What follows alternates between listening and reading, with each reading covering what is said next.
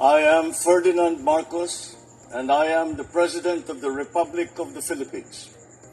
I stand today on behalf of 110 million Filipinos. Hello people and hello universe, it's me again. Shout out sa inyo mga kababayan. Hello sa mga Marcos loyalists and supporters. Alam nyo mga beswa, sa mga Marcos loyalists talaga at supporters, tingnan nyo ito. Di ba good news ito mga bes? Di tama din ang hinala ni Pangulong Marcos Jr. Talagang nagkaroon ng dayaan noong 2016. Ito yung founder po ng I think Smartmatic ito naloko na mga beswa. Basahin po natin para kumpleto Ricardo, okay? God is good all the time talaga. Time will come. Sabi ng PH Daily guys, okay? Smartmatic founder. Sumuko na kaugnay sa kasong panunuhol noong 2016 Philippines election. Di ba guys? Sabi ko sa inyo God is good, Mr. President. Tama yung sinabi nyo, Mr. President Marcos Jr. Ngayon, sir. Ayan. Magsaya ka kasi tama talagang hinala niya. Alam nyo, milyon-milyon yung ginastos ng Pangulong Marcos Jr. that time kasi gusto niya talaga malaman at makita ang katotohanan. Totoo talaga guys, sa totoo lang. Sumuko na sa mga otoridad ng Estados Unidos si Roger Piñate, founder ng Smartmatic, kasama ang dating vice presidente ng kumpanya na si George Miguel Vasquez upang harapin ang mga kasong isinampa laban sa kanila. Inuulat ng Miami Herald noong Martes na humarap sila sa isang federal court sa Miami nitong Lunes. Wow, ang galing talaga.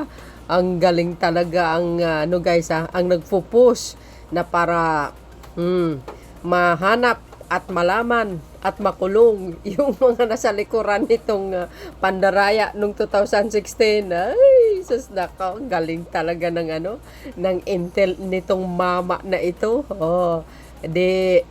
Congratulations, sir.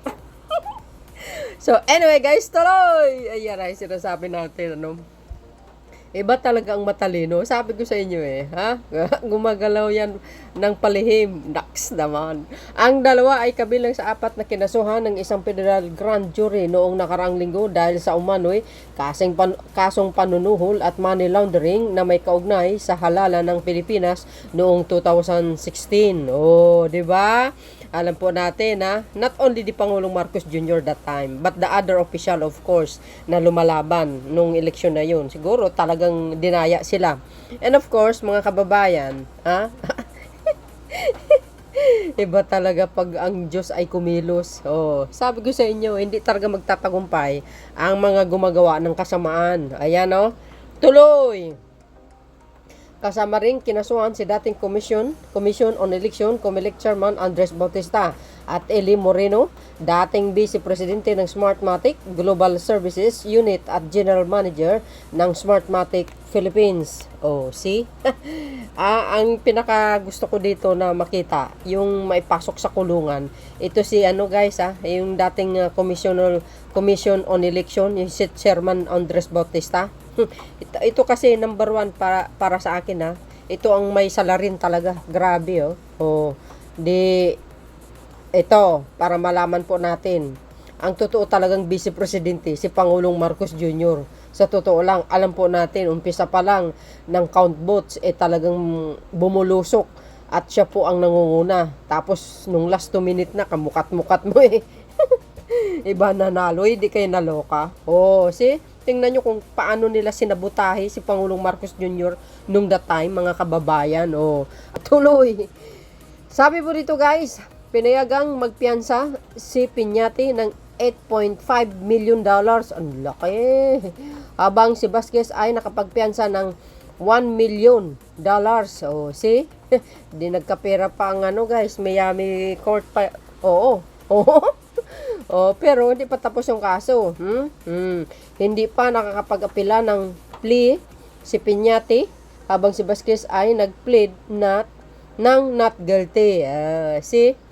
Ayon sa US Justice Department, sina Piñate at Vasquez ay kinasuhan ng pagsasabuatan upang labagin ang US Foreign Corrupt Practices Act at Money Laundering at sinasabing nagbayad ng hindi bababa sa $1 million na suhol kay Bautista upang makuha at mapanatili ang mga kontra para sa pagbibigay ng voting machines para halalan sa Pilipinas noong 2016. O, di ba guys? Sabi sa inyo eh. O, ito namang isa, mukhang pera. O, kaya totoo pala yung sinabi ng misis niya. Pagbukas niya ng tukador, ang daming pera naglaglagan. O, yan, mukhang pera. Kaabogado niyang tao. O, see? Itong mga ibang Pilipino na gumagawa na ganitong klaseng tao, silang mismo ang sumisira sa bansa natin. Kasi kagagawa nila eh. Samantala sinabi ni Comelec na pinag-aralan nila ang paghahain ng hiwalay na mga kaso sa Pilipinas laban sa mga sangkot sa naturang iskandalo. Oh, see? Sabi ko sa inyo guys, ang 2016 na eleksyon natin sa Pilipinas, eh siyempre talagang malakas ang hinala ng Pangulong Marcos Jr. na talagang dinaya siya. Alam po natin yan, obvious na obvious siya, nag-burn out kasi. Ang isa sa mga abogado niya guys, ngayon yung chairman ng Comelec, si Atty. Garcia. Oh, magaling na yan eh, na abogado. Pero wag kayo guys siniraan din siya ngayon. Na sinasabi daw tumatanggap siya ng pera ayon kay Marcolita. So ang ginawa ni Atty. Garcia, chairman ng Comelec, ay nako, inunahan nila mga kababayan, yung mga nag-akusa na siya daw tumatanggap ng milyon-milyon na pera. Oh, tingnan nyo, lahat ng mga gabinete na ina-assign ni Pangulong Marcos Jr. talagang tinitira ng mga salot sa lipunan eh. Kasi malapit ng eleksyon eh. Pero alam nyo, napakagaling abogado si Atty. Garcia. Piniprove niya sa publiko na wala siyang kinalaman at hindi siya tumatanggap na pera. Dahil ang sinasabi kasi, mayroon siyang mga bank account sa iba't ibang bansa. Ngayon, nagkaroon ng press conference si Atty. Garcia, mga kababayan, na sinasabi na hindi man lang siya nakaapak sa bansa na tinutukoy doon sa sinasabi na nag-deposit daw siya ng pera. Biro nyo yun? Grabe, antindi. Kasi magaling itong chairman ng Comelec eh. At hindi pagdating ng 25 eleksyon ay sigurado, matalo. Yan, clear clear count yan, walang daya-daya. Kasi alam niyo naman si Pangulong Marcos Jr. Ayaw niya yung may daya-daya. Oh, yan yung mama Si Piñate for sure. Grabe trending news Smartmatic founder sumuko na kaugnay sa kasong panunuhol noong 2016. Eleksyon. Oh my goodness. Biro mo $1 million ang ibinigay kay Andres Bonifacio. Hindi, Andres Bautista. Grabe yung panunuhol antindi pala. Kaya sabi ko sa inyo, mayroon talagang pandaraya diyan sa Smartmatic. Yung mga tao ang nag-handle, ang mismo nandaya, minamanipula nila yung machine. Oh, see? Kahit anong klaseng ganda ng machine sa eleksyon, kahit Smartmatic man yan or ibang brand man yan, kung mismo ang tao ang may sakit na kayang dayain, useless lang yung machine, mga kababayan. Useless lang. Katulad ng sinasabi ko. Halimbawa, 200 bucks eleksyon galing sa iba't ibang lugar. 'Di ba? Sa buong Pilipinas. Ganun din dito kay Madam Ursula. Si Madam Ursula at si Pedro, 'di ba? Mas maraming boto si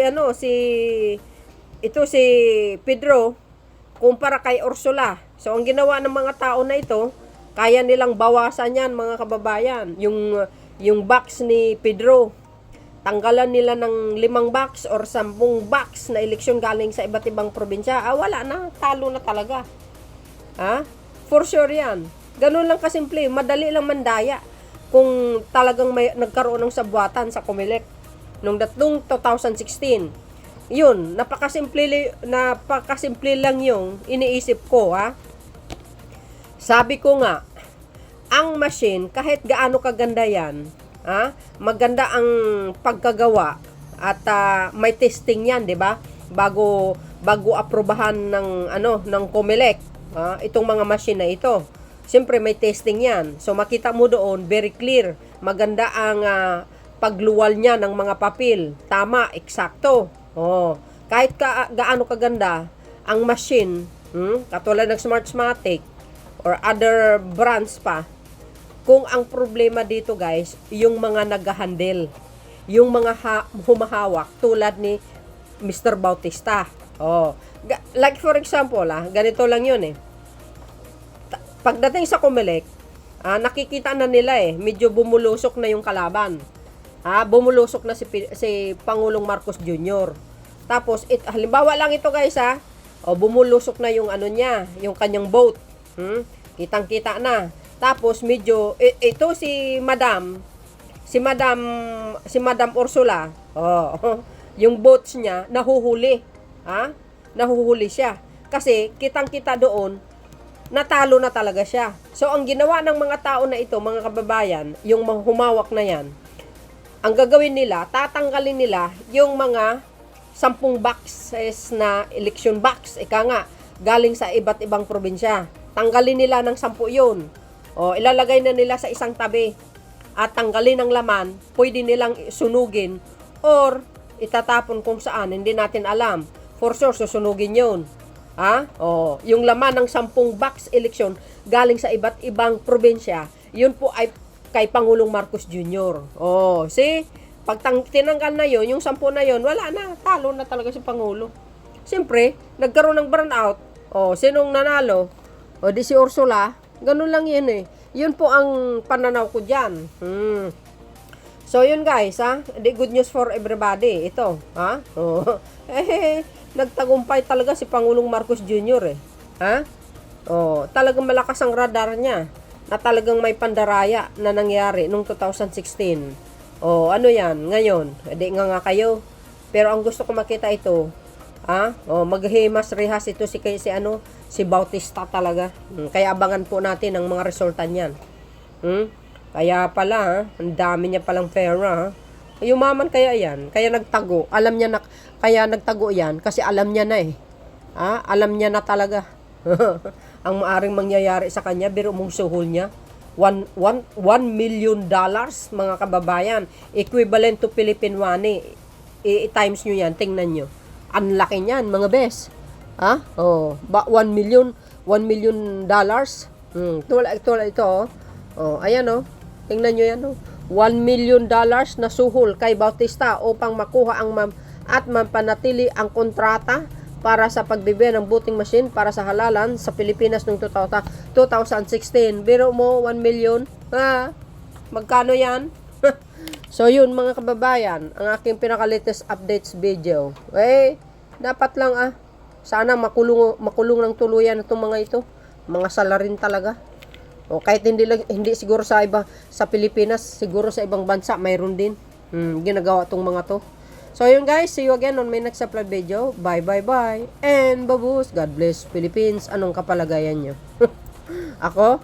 Siyempre, dapat mabulok sa kulungan ng mga yan. Lalo na ito si Bautista salarin.